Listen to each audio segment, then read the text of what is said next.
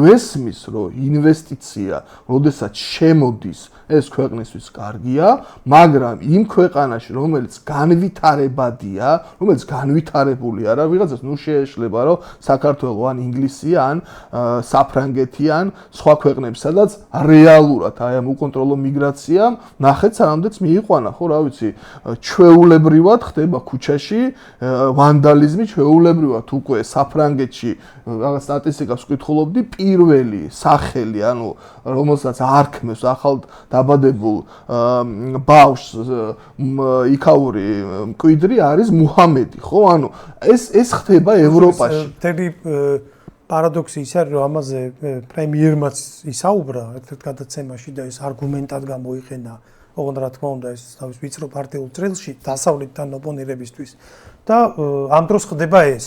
ანუ ესე იგი პრემიერი ნეგატიურ კონტექსტში არგუმენტად იყენებს იმას, რომ იქ დარქმეული ბავშვები ყველაზე ხშირად დარქმული სახელი იყო მუჰამედი და აქ ქალაქს უშენებს კოლექტიურ მუჰამედებს. ანუ სად არის ლოგიკა? ანუ ნახე თან აქ ხო ჩვენ არ უტრირებთ რაღაც ან რაღაც ჩვენს სიტყვებს რაღაც და ხო არ დაგვესიზმრა ის ადამიანი რომელიც ამ ინვესტიციის ესე ვთქვათ თავშია და ეს ინვესტორი თვითონ თავიანთივე ტელევიზიაში განაცხადა პირდაპირ რომ ამ ინვესტიციის მშენებლობის დროს რამოდენიმე ათეული ათასი ადამიანი უნდა ჩამოვიდეს საქართველოში და ეს რა თქმა უნდა იქნება არაბი ან რა ვიცი პაკისტანელი იქნება თუ ინდუსი არა აქვს ჩემთვის მნიშვნელობა ანუ ქართველი აქ ნაკლებად იქნება აი ამ მშენებლობაში დასაქმებული ეს ერთი მეორე შემსყიდველ უნარია ხო აი დეველოპმენტია ხო ანუ რაღაცა უნდა აშენდეს ისეთი როგორც საქართველოში კი არა ამიერკავკასიაში არ არის ხო ესეთი ესე ვთქვათ პრეზენტაცია იყო ხო ანუ ვინ უნდა იყიდოს ხო თვითონვე ამბობს რომ ამ მშენებლობის 60% იქნება გათვლილი ისევ და ისევ არაბეთის ქვეყნებიდან მოქალაქეებზე და იმ შეძლება 60% უცხოელებზე, მაგრამ ეხლა ეს უცხოელები მე არ გონია რომ გერმანელი და ფრანგი და შვედი და ამერიკელი ჩამოვიდეს, ხო? ისევ იმ რეგიონიდან, იმ ქვეყნებიდან იქნება. რა თქმა უნდა, აი მე უბრალოდ მინდა რომ მოსახლეობამ გაიგოს და აი ცოტა გლეხურ ენაზე აუხსნა დუბაიში ალბათ ამ ქვეყნის მოსახლეობის უმრავლესობა არ არის ნაყოფი, ხო? ანუ დუბაიში ცხოვრება როგორც ასეთი, კი ბატონო არის ყველანაირად კეთილმოწყობილი, მაგრამ თვითონ ადგილობრივი მკვიდრისთვის ძალიან კარგი ბუნება და ძალიან ესე ვთქვათ კარგი საშუალება იქნება, რომ აი აქ საქართველოში, რომელიც იმათვის 60 არის, კლიმატურად იქნება თუ სხვა. ნუ იქ პრაქტიკულად უდაბნოა ხა.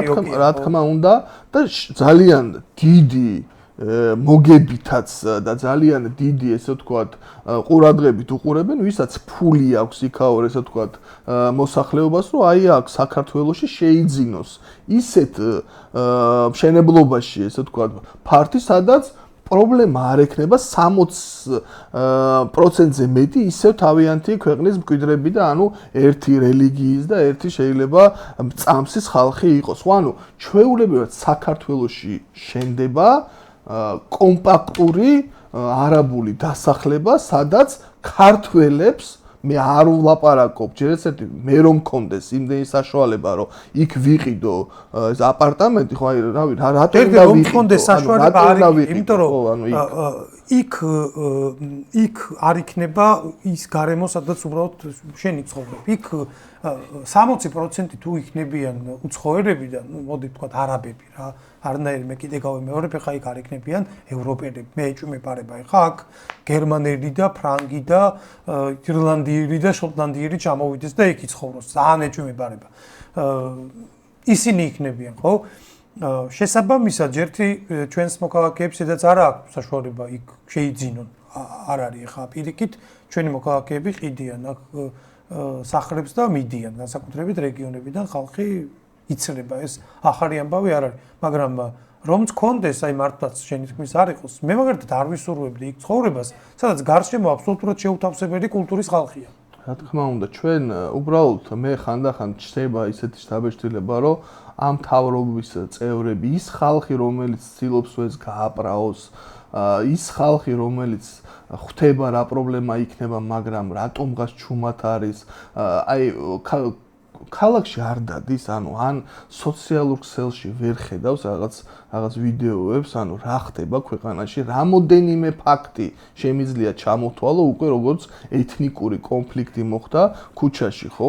ეს თუნდაც მარჯანიშვილზე იქნებოდა, თუნდაც ერთ-ერთი იყო დიღომში მოხდა, დიდი ღომში, შავკანიანებმა ქართველები როგორც ცემეს, მე იმის ახსნა მინდა, როდესაც აი ამ ქვეყანაში, საქართველოში, ისედაც დაბეჭავებულ ქვეყანაში, შენ, როდესაც ქვეყანაში მოსახლეობა გაგირბის ქვეყნიდან, იმიტომ რომ აქ გაუსაძლისია ყოფნა და ვერავინ ვერ მეტყვის იმას, რომ აი ყველაფერი არის ისეთი შექმნილი, რომ თუ უნდა სამუშაოს იშოვის, ხო? და რატო უნდა იყოს ეს არგუმენტი, როდესაც ჩვენ ახლა არავის შეურაცხყოფას არ ვაკეთებ, მაგრამ ვიცით, რომ ჩვენი დედისტოლა ხალხი იქ როგორ პირობებში მუშაობენ და მით უმეტეს ჩვენ პარტია და თქვენ ტელევიზიას ძალიან დიდი შეხება აქვს ემიგრანტებთან და ყველანაირი პრობლემა ვიცით და ყველაზე ერთი სული აქვს საქართველოში როდის დაბრუნდება, ხო? და აი ამ სიტუაციაში, როდესაც ხალხი გაგედინება, როდესაც შობადობა არ არის და რეალურად ესე თუ გაგრძელდა რამოდენიმე ათწლეულში შეიძლება საერთოდ ქართველი არ არსებობდეს, ხო? ჩვენთვის ხო საქართველოს ტერიტორია არ არის მარტო არა, საქართველოს გულისხმობს იმ ტერიტორიაზე უნდა ცხოვრობდეს ქართველი ეთნიკურად, ხო? და ესეთ მდგომარეობაში, როდესაც შენ ხარ და შემოყავს ესეთი ინვესტორი, რომელსაც საერთოდ ბმარა ისტორიულად შემხებლობა ძალიან ცუდი გვაქვს მათთან. მე აქ მხოლოდ და მხოლოდ ნეგატივი. ხო, რა თქმა უნდა და ამ დროს შენ აი აქ შენს მოსახლეობას არც კი უხსნი თუ რის ფასად შემოდის და ჩვენ რამოდენიმე მაგალითი გვაქვს, ხო, აი ჩემ წინ მერაბისთან ერთად გაშალეთ თემა, თუნდაც ნესკრაჰეცი, ხო? ნესკრაჰეცი დამახვანხეცი, ხო? დამახვანხეზე რა მოხდა? მოხდა ის, რომ რაღაც ხელშეკრულება იყო გაფორმებული, რომელიც საზოგადოებამ არ იცოდა, თურმე გაირკვარა. აბსოლუტურად ჩვენ წამგებიან და ხაზიანო. და თურმე ეს ხალხი, რომ ესე ვთქვათ, ეს ხმამაღლა არ ელაპარაკა ამ საკითხზე, თუმცა ჩვენი ქვეყანა ძალიან ცუდ პირობებში იქნებოდა რამოდენიმე ათწლეულიდან, მე მგონი ერთი საუკუნით იყო გადაფორმებული, ხო, ეს მიწები. აქედან გამომდინარე, სამუდამოდ. და რამხელა აი ამ ხელშეკრულების ჩასვლის შემდგომ არც არავინ არ იცის ალბათ რამდენი ჯარიმა დააკისრა თვითონ თურქეთის სახელმწიფომ, ხო? იმ კომპანიამ ჩვენ სახელმწიფოს. აქედან გამომდინარე, რატო აქვთ ეს აღშფოთება, როდესაც ჩვენ ვიქნებით თუ სხვა, ვისაც რეალურად ესმის ეს პრობლემა, კითხვას სვავთ. აი ესეთ მდგომარეობაში ამხელა ინვესტიციის შემოდინების დროს რა პირობებში ხდება ამ ინვესტიციის აქ დაბანდება. თან მეორე და უმნიშვნელოვანესი ფაქტორი. მოდით რეალურად არავინ არ მოვიტყოთ თავი, დღეს საქართველოს რეალური პარტნიორი არ ყავს. დღეს ევროკავშირი თუნდაც ამერიკა არ ყორია, მოდი პრინციპში. ხო, რა ის რა წლების მანძილზე ჩვენ პარტნიორები კი ბატონო გვეგონა და აქ ბევრმა დაიჯერა ყოველ ფეხის ნაბიჯზე რამდენჯერაც დაგვჭირდა, გაირკვა რომ იყო ტყუილი. კი ბატონო, მე ისი ახსნა მინდა რომ არც პარტნიორი არ ყავს დეკლარირებული ვიღაცამ რაღაცა კულუარებში იმასთან იმას ალაგებს, ეს ეგრე არ ხდება პოლიტიკა. მოდ პირდაპირ თქვათ, ეს ისე ოცნების გამправებელებზე ლაპარაკობ, რომ თითქოს აი იქ რუსეთში ის იმას ალაგებს, ის ამერიკაში deep state არის თორე ტრამპთან დალაგებულია. ნუ ხედავთ რეალობა რა არის, ხო? მაგრამ არაბულ სამყაროს თუნდაც ამ ინვესტიციის უკან ვინც არის, რა ვიცი, ზურგს ძალიან დიდი სახელმწიფოები უმაგრებენ და ამას რატო ვამბობ, როდესაც შენ 6 მილიარდზე მეტ ინვესტიციას ქვეყანაში ადებინებ. მას დიდი პასუხისმგებლობა რომ მოყვება, შენ რო არ გათვითცნობიერებული შენი მოსახლეობა აი აქ როგორ აღიქვავს ამას და რა შეიძლება რომ მოხდეს სამომავლოდ, ხო? რა ვიცი, სახელმწიფოებრივად შეიძლება ეგ გადაწყდეს შემდგომ და არაერთი ესე ვთქვათ, მაგალითი გვაქვს ჩვენ, თუ როგორ ხელოვნურად ხდებოდა სხვადასხვა ქვეყნებში ჩასახლება ამა თუ იმ ქვეყნის მოსახლეობის, და შემდგომ ეთქვათ, რომ იცი რა, ჩვენ ვიცავთ ჩვენი მოსახლეობის ინტერესს, ხო? და შენ როდესაც შუაგულ თბილისში გეყოლება არაბული ქალაქში, სადაც არაბები ცხოვრობენ, სადაც რა ვიცი, კიდე პაკისტანელებს უშვებ და აი აქ რო სხვა რაღაც პრობლემები მოხდეს, შემდგომ რა ვიცი, სახელმწიფოებრივად გადაწყდება და ჩვენ ხედავთ, რომ მერე უკვე მხარდაჭერა ვისაც აქვს და ვინც უფრო ძლიერი არის, რეალურად სიძლიერით ხდება პრობლემის გადალახვა, ხო? და აი ამ დროს, როდესაც ყველაზე ცუდ მდგომარეობაშია სახელმწიფო, გაუგებარი არის ქვეყნის ორიენტი, საით მიდის. დღეს საერთოდ არავის არ ვინმე რო თქვას, რომ ჩვენ ევროკავშირისკენ მივდივართ, რა ვიცი, უკვე დასაცინია, ან რა ვიცი, რუსეთთან ვლაგდებით.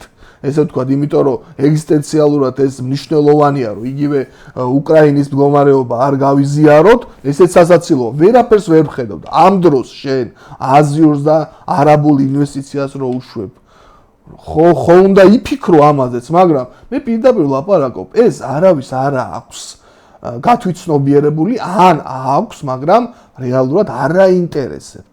ხვდებით? მე გიორგი ქარდავას კითხვას ვნახე ამას წინათ საკრებულოში, როდესაც დაუსვეს კახის, მაგრამ მოდი აი პირდაპირ თქვათ, რომ ჩემთვის დამაკმაყოფილებელი არ იყო, რომ რა ჩვენ გვყავს ძალოვნები, ჩვენ გვაქვს კონსტიტუცია, ჩვენ გვაქვს ეს და ეს ყველაფერი, რა ვიცი, ფურცელზე, აი, ნუ თუ ამ ქვეყნის და საერთოდ სოფლიოში დარჩა ის ადამიანი, რომ ვერ იხდება, რომ ფურცელზე რა წერია, საერთოდ შეიძლება იქამდე მივიდეს სიტუაცია. ჩვენ ისიც გვიწერია, რომ ნატოში და ევროკავშირში. ხო, რა თქმა უნდა, ფურცელზე, რა ვიცი, ფურცელზე ბევრი რამე წერია, ბევრ რამეს აკეთენ, მაგრამ ხედავთ, რომ რა ვიცი, რუსეთმა როცა იგრძნო საფრთხე ემუქრებოდა, რა ვიცი, ჩვეულებრივად განახორციელა ის, რასაც ხედავთ, უკვე წლებია ხდება უკრაინაში. ხო, ანუ რეალურად ძალა ყოველთვის გადაწონის ფურცელზე დაწერილ რაღაც შეთანხმებას. აქედან გამომდინარე ვსვავთ შეკითხვას, მაგრამ მე პირდაპირ ვლაპარაკობ, რომ ნაკლებად მაინტერესებს ეს ოცნების გამправებლები რა სიტყვია, ნაკლებად მაინტერესებს ლელო და ვიღაც პარტიები აი ამას როგორ აიტაცებს და ასე შემდგომ. აქ საზოგადოებამ ამაზე ხმა უნდა ამოიღოს ყველა ფენის და ყველა, ესე ვთქვათ, თანამდებობის პირმა.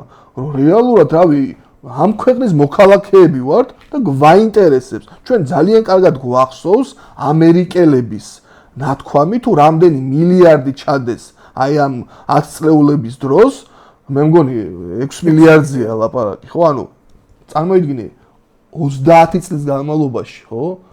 6 მილიარდი დოლარი ჩადეს საქართველოში და როგორ შეცვალეს სიტუაცია ქვეყანაში, ანუ როგორ გამოურეცხეს ჩვენ საზოგადოებას და ჩვენს ახალ თაობას ნაწილობრივ, მე ყველას შეურაცხყოფას არ ვაყენებ, ხო? გამოურეცხეს ტვინი, თუ როგორი ცვლილებები მოხდა მენტალური სოციუმში აი ამ 6 მილიარდი და ამ დროს, რავი, ერთი ხელის მოწერი და ერთ ფურცელზე ის კაცი, რა ვიცი, იმ კაცს შემოაქვს 6 მილიარდ ნახევარი.